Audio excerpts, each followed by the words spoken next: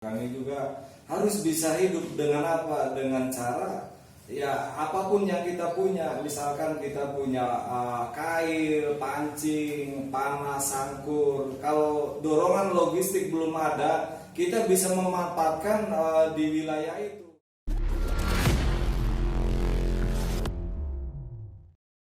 Assalamualaikum warahmatullahi wabarakatuh. Ketemu lagi di channel Petir Kreatif. Kali ini kita kedatangan tamu dan seorang abdi negara yang ditugaskan sebagai Babinsa Desa Petir Ilir.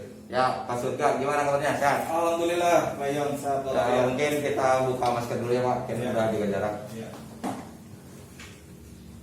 Pak Surga, banyak yang tidak tahu latar belakang Bapak itu bagaimana sih, Pak? Dari mulai pendidikan, terus keluarga Bapak, dan lain-lainnya dari Bapak. Ya, Pak, silakan. Assalamualaikum warahmatullahi wabarakatuh. Pertama-tama akan saya kenalkan. Ada pepatah mengatakan, tak kenal maka tak sayang. Nama saya Surga, pangkat Sersan 1, Kesatuan Kodim 0613 Ciamis, Koramil 1301 Ciamis. Terus status saya K3. K3 itu istri 1, anak 2. Terus kemudian untuk latar belakang pendidikan umum saya S3. SD saya lulus tahun 1983. Kemudian SMP saya lulus tahun 1986. Kemudian SMA saya lulus tahun 1989. Terus kemudian pada tahun 1991 saya melaksanakan seleksi dan alhamdulillah lulus jadi calon TNI, melaksanakan pendidikan tahun 1991 gelombang kedua, yaitu di Secata Pengalengan, Bandung. Kemudian setelah di Bandung saya melaksanakan pendidikan kecabangan seni tempur, yaitu di Bogor selama 3 bulan. Setelah selesai pelaksanaan pendidikan cabangan, saya melaksanakan dinas pertama, yaitu di Batalion Sipur 3 Yuda Gabra Kodam 3 Siliwangi di Bandung. Setelah itu Pak Yon, saya alih tugas ke Kodim dari tahun 2009 sampai dengan sampai sekarang. Jadi dari tahun 2009 sampai sekarang saya statusnya sebagai anggota Kodim 0613 Ciamis, anggota Koramil 1301 Ciamis. Ini Pak kan seorang TNI yang menjadi Babinsa, pasti yang mempunyai pengalaman ditugaskan di mana saja, Pak. Selama ini pengalaman Bapak ditugaskan di mana saja sih, Pak? Selama berpuluh-puluh tahun mulai dari awal jadi TNI, Pak. Baik, Yon, untuk pengalaman penugasan saya selama saya masih berdinas di Batalion Sipur 3, saya melaksanakan beberapa tugas negara, yang mana saya penugasan pertama adalah melaksanakan penugasan Bakti Abri pada tahun 1992 di Flores, NTT selama 6 bulan. Kami pada saat itu melaksanakan penugasan dengan Batalion 312 Kala Hitam yang di Subang. Kami berangkat melaksanakan tugas selama 6 bulan. Terus kemudian penugasan berikutnya saya melaksanakan penugasan di Timur Timur pada tahun 1995 sampai dengan tahun 1996. Itu Pak Dion. Yang ketiga, terus kemudian yang ketiga itu penugasan saya yaitu di Ambon, yaitu pada tahun 2000 sampai dengan 2001. Terus kemudian penugasan yang terakhir saya yaitu penugasan di Provinsi Nanggung Aceh Darussalam pada tahun 2003 sampai dengan 2004. Itu pengalaman penugasan saya, Pak Yon. Dari sekian lamanya penugasan Bapak, Pak, yang paling berkesan itu ditugaskan di mana sih, Pak? Dari semua tempat-tempat tugas yang pernah Bapak singgahi, Pak? Untuk selama penugasan saya beberapa kali melaksanakan penugasan memang mempunyai kesan-kesan tersendiri setiap penugasan, karena setiap penugasan saya beda wilayah, beda adat istiadat, beda misi dan visinya. Makanya saya pribadi mempunyai kesan yang sangat mendalam gitu. Artinya sampai sekarang juga saya tidak bisa terlupakan bagaimana saya kesan-kesan dalam penugasan itu. Di antaranya adalah penugasan di Timur Timur pada tahun 1995 sampai dengan 1996. Di sana kurang lebih 13 bulan, setahun lebih. Itu kami di sana betul-betul berada selama 1 tahun itu di pedalaman, jauh dari mana-mana. Bahkan kami pun dikirim dorongan logistik itu, makan itu melalui helikopter gitu, karena memang sangat medan yang sangat jauh kemana-mana, sementara penugasan harus dilaksanakan. Itu sangat berkesan sekali Pak Yon. Terus kemudian kami juga di Ambon, di Aceh, itu di Flores, sangat berkesan sekali, terutama karena memang sejarah dari senior-senior kita, dari pasukan Siliwangi itu memang sangat harum sekali dimanapun pasukan Siliwangi itu bertugas dan berada. Kami sempat bertugas di Ambon, di Aceh. Manakala penugasan kami berakhir, masyarakat ikut mengiring sampai ke pelabuhan, mengantar kami pulang ke home base itu dengan isak tangis yang sangat berkesan sekali itu. Karena dia merasa ditinggalkan pasukan Siliwangi. Itu kami sangat berkesan sekali Pak Yon selama penugasan saya. Berarti masyarakat memang benar-benar mengakui adanya seorang penugasan dari seorang TNI ya Pak? Ya. Terus Pak, ini saya agak menarik nih Pak, cara bertahan hidup Pak di hutan itu gimana sih Pak dari seorang TNI itu Pak pas waktu ditugaskan? Yang sangat menarik dan kita bertahan hidup, kami memang sebagai anggota TNI sudah dididik dari sejak pendidikan bagaimana kami harus bisa bertahan hidup di situasi yang jauh kemana-mana. Kami juga sudah dibekali, sudah diajarkan selama pendidikan, selama latihan di batalion juga, selama pratugas kami juga sudah dibekali bertahan hidup. Kami juga harus bisa hidup dengan apa? Dengan cara ya apapun yang kita punya. Misalkan kita punya kail, pancing, panah, sangkur. Kalau dorongan logistik belum ada, kita bisa memanfaatkan di wilayah itu. Kami juga alhamdulillah pada saat di tengah hutan itu dapat kerbau hutan gitu. Bukan kerbau warga kali ya? Bukan, kerbau hutan itu liar dia. Kami tembak dan kami juga potong, terus bisa untuk menghidupi pasukan gitu di tengah hutan gitu. Bisa bertahan hidup alhamdulillah gitu. Dari pengalaman tugas Bapak, ada nggak sih Pak pas tugas ada acara baku hantam terus tembak-tembakan dengan musuh? Terus ada juga nggak Pak saudara Bapak yang gugur di medan perang? Untuk pengalaman penugasan, ya kami sebagai anggota TNI ditugaskan harus siap menerima risiko apapun yang terjadi, karena kami sebagai anggota TNI itu sudah istilahnya kontrak nyawa dengan negara, demi negara, kontrak nyawa gitu. Ya, kami mengalami beberapa kotak senjata di daerah konflik, di daerah penugasan, tapi alhamdulillah untuk saya pribadi masih dipanjangkan umurnya sama Allah SWT sampai sekarang. Alhamdulillah saya bisa terhindar dari gugur di medan penugasan. Alhamdulillah Pak Yon.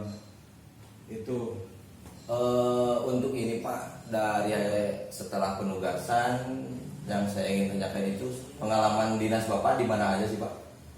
Untuk pengalaman dinas saya setelah saya melaksanakan pendidikan militer, yang pertama saya melaksanakan dinas di Batalion Sipur 3 di Bandung, di Depok.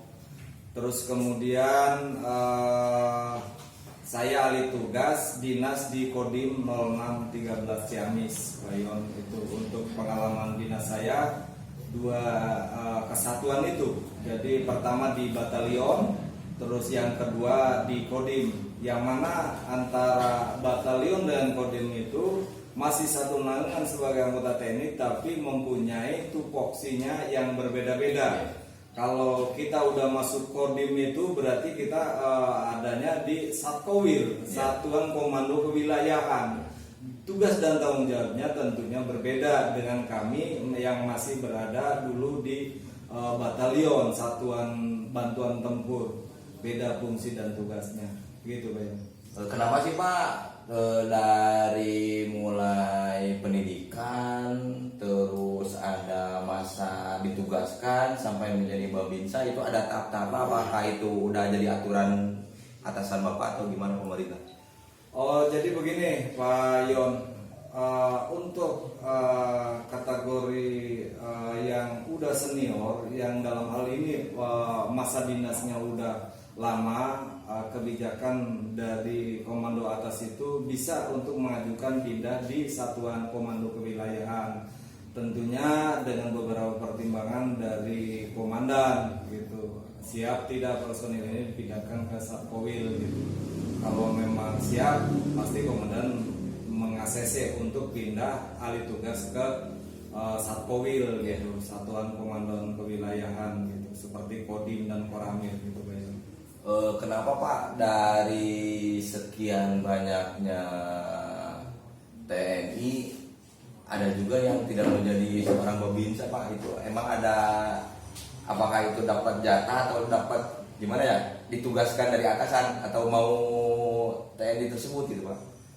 Oh, jadi untuk di batalan itu Pak Yon, jadi diprioritaskan untuk yang masih muda-muda, yang staminanya masih fit, sementara yang kalau udah senior itu lebih layak dia masuk ke Satuan Komando Kewilayahan. Karena memang tugas dan tanggung jawabnya itu beda. Kalau di batalion itu kita kekuatan fisik itu di nomor satukan, sementara kita yang sudah lanjut usia ini fisik sudah menurun, maka kalau kita mau mengajukan pindah ke Satkowil bisa dengan syarat kita mengajukan permohonan dulu komandan, habis itu komandan ACC baru kita melaksanakan tugas lagi.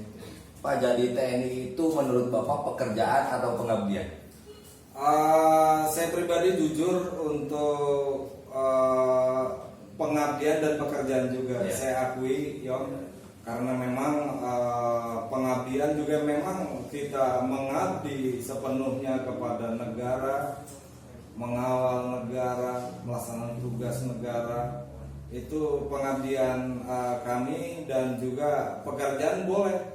Karena apa? Kita juga kan punya keluarga, punya anak. Itu kan. Kalau kita tidak punya gaji, tidak punya tunjangan, bagaimana kami bisa menghidupi keluarga? Gitu. Jadi menurut saya jujur dua-duanya saya berjalan. Ya pengabdian, ya pekerjaan juga boleh lah gitu. Ini Pak, selama Bapak menjadi Babinsa Desa Petir Hilir, menurut Bapak masyarakat Desa Petir Hilir itu seperti gimana sih Pak karakternya Pak? Begini, untuk masyarakat Desa Petir Hilir, saya itu kan sebelum masuk ke Koramil Ciamis atau ke Desa Petir Hilir, saya itu bertugas jadi Babinsa di Koramil 1305 Cirebeti selama 9 tahun Pak Dion. Dari tahun 2009 sampai dengan 2018, akhir 2018 saya alih tugas ke Koramil Ciamis dan menjadi Babinsa Desa Petir Hilir. Untuk di Desa Petir Hilir ini selama saya bertugas berdinas di wilayah Koramil 1301 Ciamis jadi Babinsa Desa Petir Hilir ini, saya merasa alhamdulillah selama ini masyarakat Desa Petir Hilir kondusif, terus kemudian beraneka ragam karakternya, yaitu memang sebagai tugas Babinsa bagaimana bisa memanage wilayah teritorial desa binaannya begitu. Ini Pak, tugas-tugas Babinsa di Desa Petir Hilir kan jarang masyarakat Desa Petir Hilir pun tahu apa sih fungsinya Babinsa Desa Petiwilir dan tugas-tugasnya itu mencakup apa saja di kewilayahan Desa Petiwilir, Pak? Oh ya, baik. Begini, Yon, Babinsa itu jabatan dengan singkatan Bintara Pembina Desa. Bintara Pembina Desa itu salah satu kekuatan dari TNI Angkatan Darat yang di bawah naungan dan kendali Kodam, Korem, Kodim, dan Koramil. Yang mana tugas Babinsa adalah sebagai pelaksana Koramil di desa binaannya, pelaksana pembinaan di desa binaannya, yaitu pembinaan kepada masyarakat, penyuluhan tentang kesadaran bela negara, wawasan kebangsaan, cinta tanah air. Itu tugas-tugasnya sebagai Babinsa. Babinsa juga mempunyai tugas yaitu sebagai membina wilayah itu dari beberapa segi, banyak segi. Di antaranya adalah unsur geografi, demografi, dan kondisi sosial. Itu kami sebagai Babinsa harus paham dan menguasai betul geografi, demografi, dan kondisi sosial di desa binaannya. Itu harus tahu betul itu.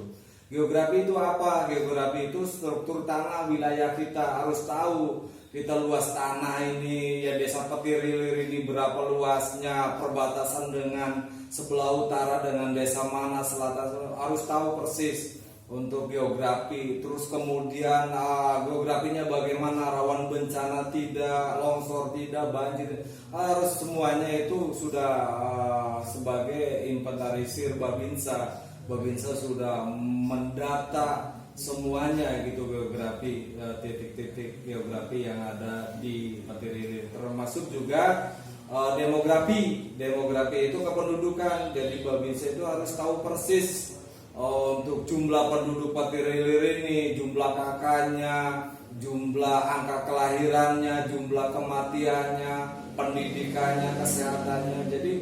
Jadi tugas Babinsa itu sebenarnya berat, cuma ya kita ikuti aturan yang ada. Kalaupun Babinsa belum bisa memecahkan permasalahan di desa, kami juga punya atasan di Koramil, punya dan Ramil, terus punya Komandan Kodim. Kami juga tentunya sebagai anggota, kalau tidak belum ada solusi misalkan di desa binaan, tetap kami juga memohon petunjuk, pertimbangan dari komando atas, dan ini pimpinan komandan saya gitu. Dalam penugasan Bapak di Desa Petiwilir, terus dalam cara Bapak mendekati masyarakat pas awal-awal Bapak kesini itu bagaimana sih, Pak? Begini, kami ini Babinsa itu sudah dibekali beberapa kemampuan. Sebelum jadi Babinsa itu kami sudah dibekali. Sebelum kami diterjunkan ke desa itu ada beberapa pembekalan di Koramil, di Kodim itu. Bagaimana tugas pokok Babinsa itu harus bagaimana, kami sudah mempunyai pembekalan. Jadi kami itu sudah dibekali kemampuan intelijen teritorial, kemampuan penguasaan wilayah, terus kemudian kemampuan melatih linmas, dan kita juga harus mampu berkomunikasi sosial dengan seluruh lapisan masyarakat yang ada di desa binaan.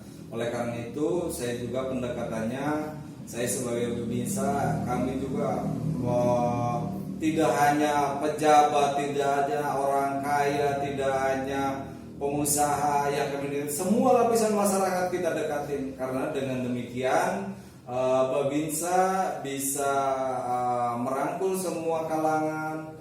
Terus Babinsa juga mengetahui permasalahan-permasalahan yang ada di desa. Sepertinya gitu. Nyata lumayan juga ya Pak, jadi seorang Babinsa itu harus bisa menguasai medan berarti ya Pak. Iya. Nah ini Pak, kenapa sih Bapak bisa jadi seorang TNI, dan kalau sekarang itu ada bedanya nggak sih Pak cara masuk TNI itu Pak? Begini untuk masuk TNI dengan saya zaman saya tahun 1991 dengan sekarang memang ada beberapa kesamaan dan perbedaan. Kalau sekarang kan istilahnya dengan kemajuan IT-nya, serba online, daftar online dan lain sebagainya online. Kalau zaman saya dulu belum ada IT, jadi masih manual lah, masih face to face, datang ke kantor dan lain sebagainya. Kalau sekarang sudah online. Untuk pendaftaran itu untuk sekarang itu saya juga sebagai Babinsa sudah beberapa kali di forum desa, dalam musyawarah, dalam pertemuan apapun, di dusun-dusun, di setiap kegiatan. Saya juga suka menghimbau kepada generasi muda bila mana ada yang berminat dan memenuhi syarat untuk daftar sebagai calon TNI bisa itu, makanya hubungi Babinsa gitu. Dengan cara apa, nanti Babinsa di situ mengarahkan apa-apa saja yang harus disiapkan. Tentunya dalam kesempatan ini saya ulangi lagi, untuk generasi muda yang memenuhi syarat dan minat untuk menjadi anggota TNI, persiapkan dari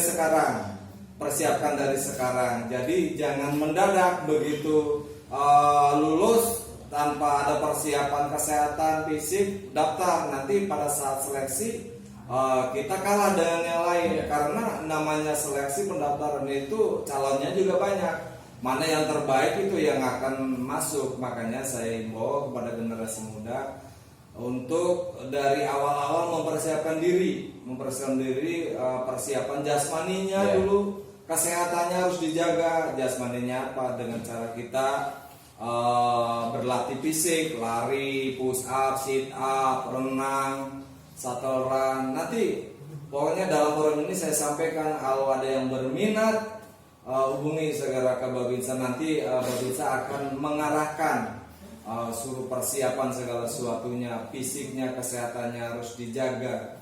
Karena kesehatan itu semuanya itu diperiksa pasti. Dari ujung rambut sampai ujung kaki itu diperiksa. Tinggi badan, berat badan harus ideal, gigi, telinga, hidung, tenggorokan, itu semua diperiksa, sampai dengan maafnya kemaluan kita diperiksa semuanya itu.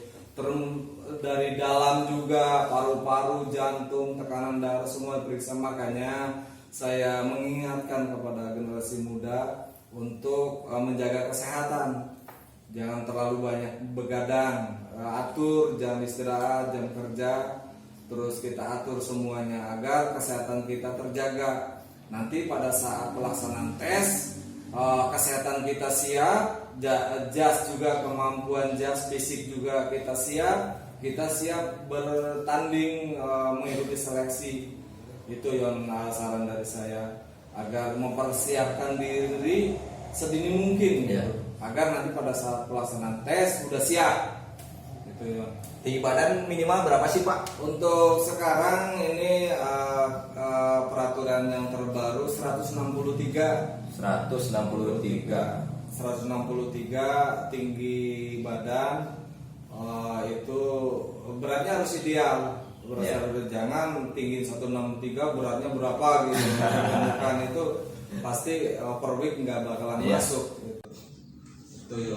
Nah, jadi buat rekan-rekan generasi muda yang lulus sekolah tahun sekarang, silakan yang berminat menjadi tentara, menjadi TNI, menjadi abdi negara, silakan daftar di Babinsa Desa Petilir, khususnya untuk pemuda Desa Petilir ya Pak. Boleh. Saya tunggu ya pendaftarannya di Babinsa Desa Petilir, Pak Surga. Nah ini Pak, untuk pertanyaan terakhir Pak. Maaf nih Pak ya, maaf nih. Kenapa sih Pak nama Bapak Pak Surga, padahal kan jarang orang yang menggunakan nama tersebut Pak? Nah, ini akan saya kupas kenapa nama saya Surga gitu. Surga kan tempat di akhir zaman, di sana di akhirat, di tempat yang diinginkan semua orang, semua umat. Nah, jadi ceritanya setelah saya tanyakan ke orang tua waktu masih ada dan juga kakak-kakak saya, jadi pengen gitu orang tua saya itu, karena saya anak ketujuh dari 7 bersaudaranya bungsu, pengen anaknya ini menjadi orang yang benar ya, tapi sampai sekarang belum benar, masih belajar benar gitu. Tapi ya alhamdulillah orang tua ngasih nama Surga. itu sebagai rem saya. Manakala saya udah melenceng-melenceng, saya ingat nama, malu, saya berusaha untuk berbuat semaksimal mungkin gitu dalam kebaikan. Nama juga doa ya Pak ya. Nama juga doa Pak ya. Nah ini Pak, untuk pesan-pesan terakhir Bapak untuk generasi muda khususnya Karang Taruna Desa Petirilir dan masyarakat Desa Petirilir Pak. Untuk pesan-pesan saya untuk generasi muda dan masyarakat Desa Petirilir, khususnya untuk generasi muda, saya titip dan pesan menghimbau kepada generasi muda agar terus belajar dan berlatih apapun kegiatan dan aktivitasnya. Yang penting positif. Yang penting positif demi mengisi pembangunan negara Kesatuan Republik Indonesia. Karena dengan kita apapun aktivitas kita, entah itu sebagai siswa, mahasiswa, sebagai pengusaha, apapun itu, kalau kitanya sukses benar, itu kan termasuk dalam mengisi pembangunan, dalam rangka pembelaan negara gitu. Nah itu yang saya pesan. Terus kemudian ikuti aturan agama dan ikuti aturan negara. Kita insya Allah akan berjalan enak kalau mengikuti aturan yang ada. Terus kemudian pesan berikutnya kepada generasi muda itu saya pesan jauhi narkoba, minuman keras, terus kemudian sekarang zaman IT, hoax, harus kita bisa memilah dan memilih informasi yang ada, jangan sampai menimbulkan hoax, itu sangat menyesatkan. Itu saya titip. Kemudian minuman keras itu jangan sampailah ada di generasi muda kita, karena narkoba, minuman keras itu adalah sangat-sangat berbahaya sekali gitu, menghancurkan generasi muda. Saya titip itu. Terus kemudian saya juga mengucapkan selamat kepada Karang Taruna Tunas Harapan Desa Petirilir ya, periode 2020 sampai 2025 di bawah pimpinan Saudara Iwan dan rekan-rekan. Saya salut dan bangga dan terus beraktivitas, berinovasi, berkreativitas. Saya sebagai Babinsa Desa Petirilir siap mendampingi, siap membantu sebisa saya gitu, untuk kemajuan Karang Taruna khususnya. Kemudian untuk pesan-pesan untuk masyarakat wilayah Desa Petirilir, desa binaan saya, jaga terus keamanan di wilayah dari tingkat RT, RW, dusun. Kita jaga kebersamaan, kita gerakan gotong royong, kita tingkatkan kepedulian. Terus informasi Pak Yon, karena Babinsa itu kan mempunyai mata dua, tangan dua, kaki dua. Kalau terus-terusan di desa, kapan kami dan keluarganya? Makanya kami mengharap dan mengimbau kepada warga masyarakat agar berkomunikasi dengan Babinsa kalau terjadi hal-hal yang tidak diinginkan, apalagi sekarang karena kalau musim hujan ada bencana apa, segera laporkan ke Babinsa nanti akan menindaklanjuti dan dengan pemerintahan desa, lembaga yang desa akan bermusyawarah jalan keluarnya, solusinya. Oke Pak, terima kasih waktunya. Salam sukses buat kita semua. Sama-sama Pak Yon. Dan untuk teman-teman semua yang ingin, sekali lagi yang ingin mendaftarkan menjadi TNI, hubungi Babinsa Desa Petirilir. Sekian, jangan lupa share, like, subscribe. Terima kasih. Komen.